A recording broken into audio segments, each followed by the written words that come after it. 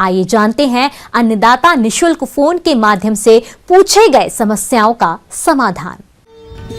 अन्नदाता निशुल्क फोन संपर्क सेवा के माध्यम से पूछे गए प्रश्नों में से आज हमने जिस प्रश्न को कार्यक्रम में शामिल किया है उसे पूछा है ग्राम रानीपुर, जिला दरभंगा के कृषक सुबोध कुमार ने। ये गन्ने की फसल में बेधक कीटों की रोकथाम के बारे में जानकारी चाहते हैं। तो सुबोध कुमार जी, आपकी जानकारी के लिए प्रस्तुत है कार्यक्रम का ये अंश।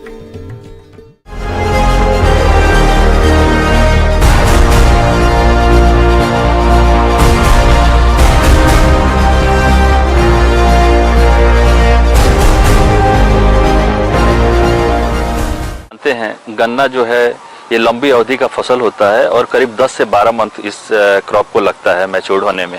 और इस जो अवस्था होता है, विभिन्न अवस्था जो गन्ना का होता है, उसमें बहुत सारे कीटों का प्रकोप होता है। करीब 50 से ज़्यादा कीटों का प्रकोप होता है। लेकिन अर्ली अवस्था जो अभी का समय चल रहा है, इस अवस्था में कीट जो है जो इम्पोर्टेंट है वो फसल को हानि पहुँचाते हैं। गन्ना की फसल में अगर बुआई के समय कुछ बातों का ध्यान रखा गया है तो कीटों का प्रकोप बहुत ही कम होता है। गन्ने में वैसे तो कई सारे कीट लगते हैं, लेकिन इस समय बेधक कीटों का प्रकोप अधिक होता है, जिन पर कंट्रोल पाना बहुत जरूरी होता है। और करीब 15 से 20% के लगभग में ये क्रॉप को लॉस पहुंचाते हैं। जो अर्ली स्टेज में जो लगते हैं उसमें से जो बोरर्स होते हैं, अर्ली सूट बोरर और रूट बोरर।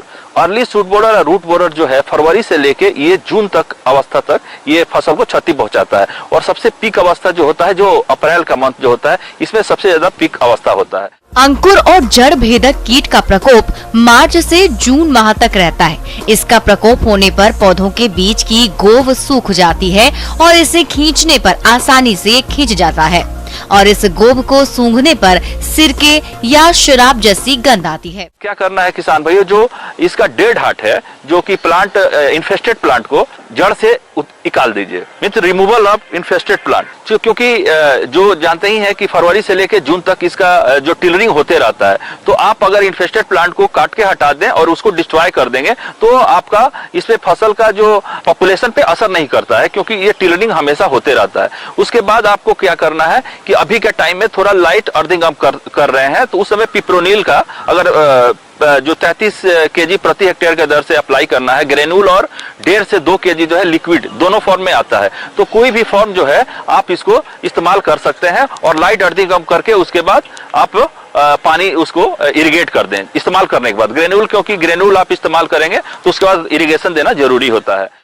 किसान भाइयों, ये कीट फसल पर नमी की कमी में अधिक आता है, इसलिए उन बातों पर गौर करने की अधिक जरूरत है जिन कारणों से इन बेधक कीटों का प्रकोप होता है।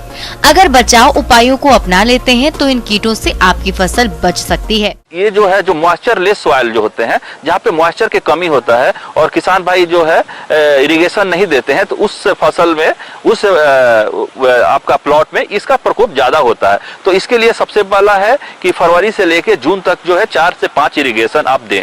और जो अगर फसल जब भी आपको देखे कि ड्राउट है, मॉइस्चर है, तो उस समय आप इसका इरिगेशन तुरंत टाइमली इरिगेशन दे दें। अगला कीट है टाप बोरर यानी चोटी बेधक। इसका प्रकोप मार्च से नवंबर तक बना रहता है।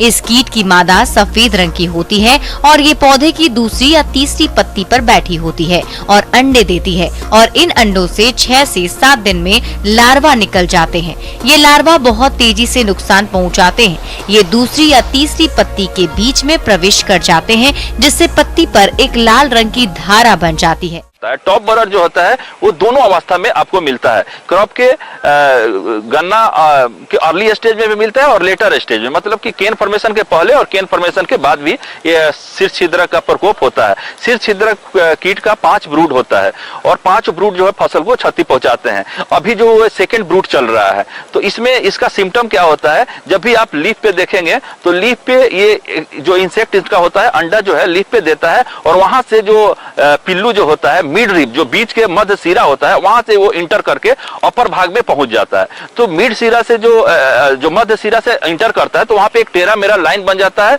और एक रेड रंग का लाइन बन जाता है और वो अपर भाग पे जाके उसको खाता है, जिसके कारण डेड हार्ट बन जाता है और ये बाद में चल के जो है ये बंची टॉप आ जाता है, साइड से ब्रांचिंग होने लगता है।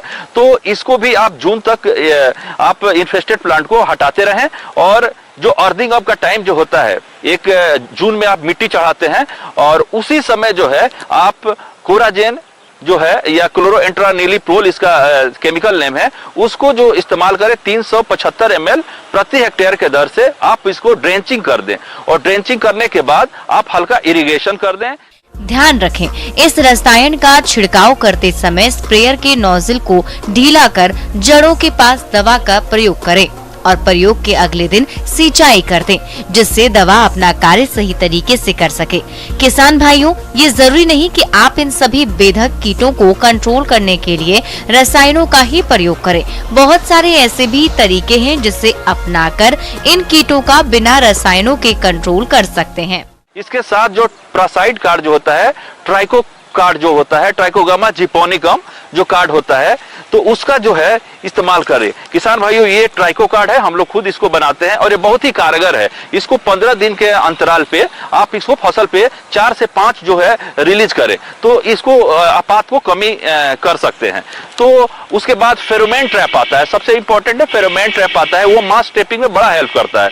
तो फेरोमोन ट्रैप जो होता है सूट बोरर और टॉप बोरर दोनों के लिए आता है और ये 20 से 25 जो फेरोमोन ट्रैप होता है वो प्रति हेक्टेयर आप खेतों में आप लगाए, जिसके से वो मास टेपिंग करते हैं, इंसेक्ट को वो मास ट्रैप कर लेते हैं। तो इस तरह से आप अपने फसल को आप बचा सकते हैं।